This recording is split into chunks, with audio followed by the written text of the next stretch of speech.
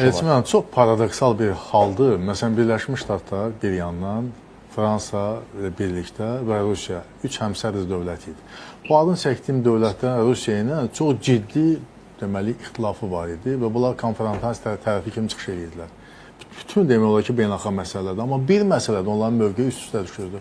Bu da bu Qarabağ münaqişəsinin dondurulub saxlanması. Yəni bunlar Moskva ilə Vaşinqton və Paris tam eyni mövqedən çıxış edirdilər və bu özü bir qərbəlik idi, bir paradoks idi.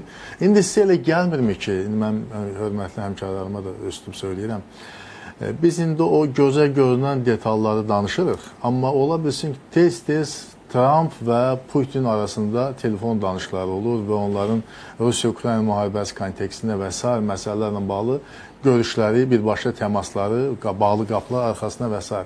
Bu danışıqların gedişatında ABŞ və Rusiyanın əməkdaşlığı məsələlərinin coğrafiyasından danışanda deməli, TRIP-in keçdiyi ərazi və TRIP layihəsindən bağlı məsələlər də, o məsələlər də müzakirə edilsin və Rusiya tərəfi bildirsin ki, o fikri ki, bax, Ukraynanın Avropaya daxil olma niyyəti və bunu gizlətmir, şəkildə deyil. Ona gətirib çıxartdı ki, indi başına nələr gəlir.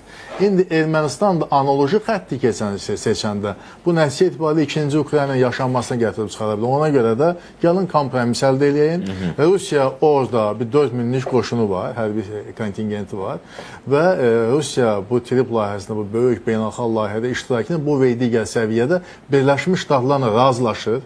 Heç onu geniş ictimailəşdirmirlər. Amma Birləşmiş Ştatlar loyal mövqe bildirir ki, qoy Rusiyanın şirkətləri də bu prosesə qatılsın. Bu kimi məsələlər də ola bilsin ki, deməli, müzakirə predmeti ola bilər.